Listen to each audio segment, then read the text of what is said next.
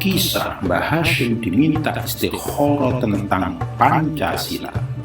Pada zaman kemerdekaan negara Republik Indonesia, putra Hadratus Syekh Kiai Haji Hashim Asy'ari, yaitu Kiai Wahid Hashim, adalah anggota BPUPKI, Badan Penyelidik Usaha-Usaha Persiapan Kemerdekaan Indonesia. Beliau meminta fatwa kepada ayahandanya, Mbah Hashim Asy'ari, tentang Pancasila sebagai dasar negara.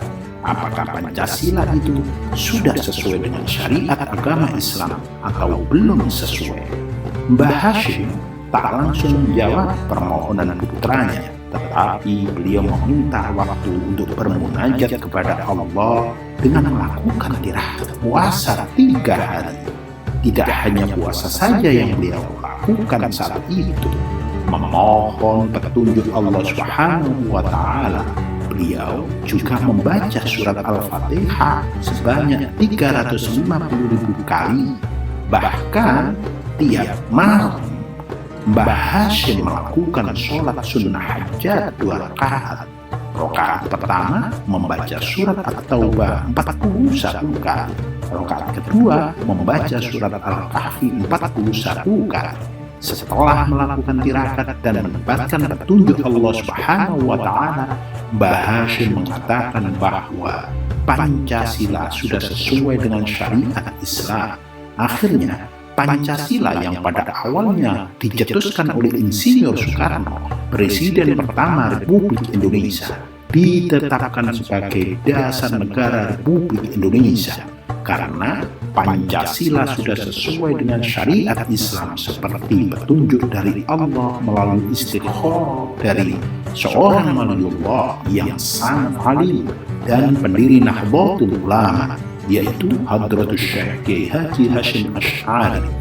Bila saat ini masih ada orang atau kelompok yang mempersoalkan Pancasila sebagai dasar negara, patut diwaspadai. Apakah dia ingin merusak atau menghancurkan negeri tercinta ini? Apalagi mengatakan bahwa Pancasila tidak sesuai dengan syariat Islam, maka perlu diragukan akidah keislamannya.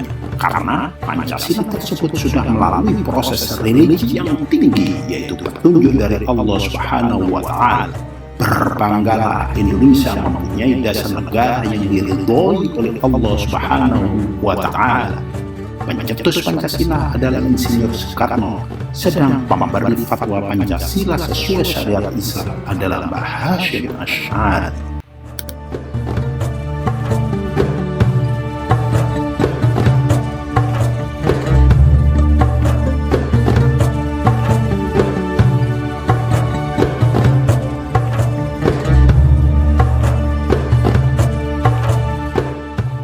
Kisah kali ini menyajikan karomah Mbah Hashim yang lainnya. Suatu hari, Mbah Hashim Asy'ari sedang berjalan di Cukir, dekat dengan pesantren Tebu Ireng yang diasuh beliau. Ketika itu, Mbah Hashim melihat anak muda yang termenung sendirian di depan rumahnya yang kecil dan reot. Rumah tersebut hampir roboh dan kondisinya sudah miring dan sangat memprihatinkan. Pemuda itu terdiam saat Mbah Hashim melewati di depannya. Mbah Hashim memberi urut salam kepadanya. Dijawab dengan nada pelan tanpa semangat yang pasti. Mbah Hashim bertanya, apa yang sedang diresahkannya? Pemuda itu menjawab, rumah saya ini sudah mau roboh dan tak mungkin saya memperbaikinya karena tak ada biaya. Mbah Hashim menenangkan pemuda itu sambil mengajak masuk dalam rumahnya yang miring itu. Saat di dalam rumah, Mbah Hashim menuju tiang rumah yang miring itu dan membaca Bismillahirrahmanirrahim sambil menggoyang tiang itu beberapa kali. Subhanallah, seketika rumah itu berdiri tegak seperti baru diperbaiki.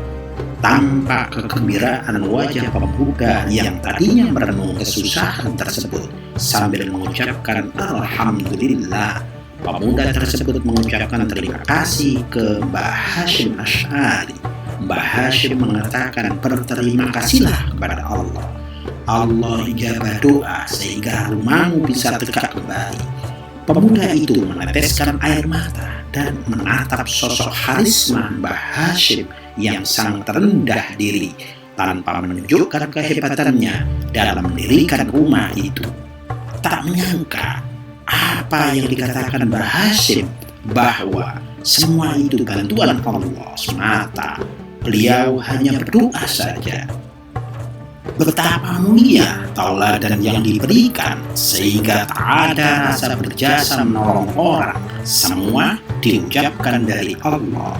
Secara hakiki manusia tak berdaya apapun tanpa Allah Subhanahu wa Ta'ala.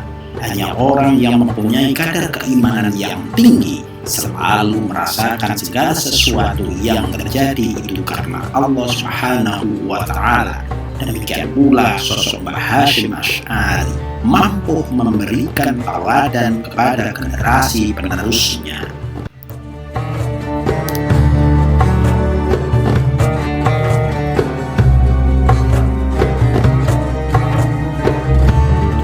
Cerita ketawaduan Mbah Hashim Asy'ari. Sikap rendah diri Hadratus Syekh Kiai Haji Hashim Asy'ari memang sangat menakjubkan, sehingga pantas sebagai suri tauladan bagi para santri atau murid yang belajar di pesantren ataupun yang di luar pesantren. Al-Kisah, ketika menjelang datangnya bulan Ramadan, Mbah Hashim selalu rutin mengajar hadis di Tebu Ireng. Beliau memang kesohor sebagai ulama ahlul hadis, sehingga bukan hanya santri pesantren saja yang mengaji, para ulama Nusantara pun banyak yang ikut kegiatan itu. Bahkan guru beliau, Syekhona Khalil, juga ikut mengaji. Pada awalnya, Mbah Hashim menolak mengajar para ulama, tetapi mereka tetap ingin ikut mengaji hadis di pesantren.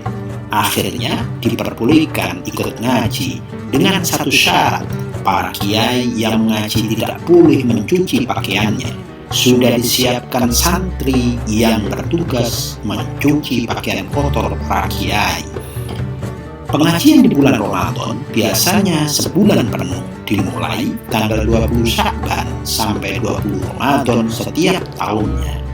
Suatu malam saat para kiai sedang istirahat, ada seorang santri yang menyelinap masuk dalam kamar-kamar.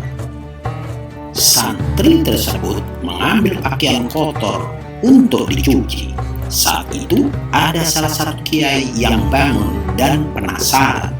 Beliau mengikuti santri itu hingga ke sungai tempat mencuci pakaian kotor para kiai yang ikut ngaji hadis. Betapa terkejut saat melihat sosok santri tersebut adalah Mbah Hashim Asy'ari sendiri yang mencucinya. Sambil menanyakan mengapa Mbah Hashim melakukan itu, cukup dijawab, ini bakti beliau kepada para gurunya yang telah mendidiknya sehingga beliau bisa menjadi alim. Sang kiai, guru dari Mbah Hashim itu, akhirnya menangis sambil berpelukan mengakui betapa tingginya adab atau akhlak Mbah Hashim kepada para gurunya. Tauladan inilah seharusnya kita contoh dalam kehidupan sehari-hari, sehingga barokah ilmu guru bisa didapatkan. Bukan kepandaian saja yang perlu dikejar, tetapi barokah ilmu melalui hikmat kepada sang guru juga perlu dilakukan. Puncak ilmu adalah ketawaduan atau akhlakul karimah.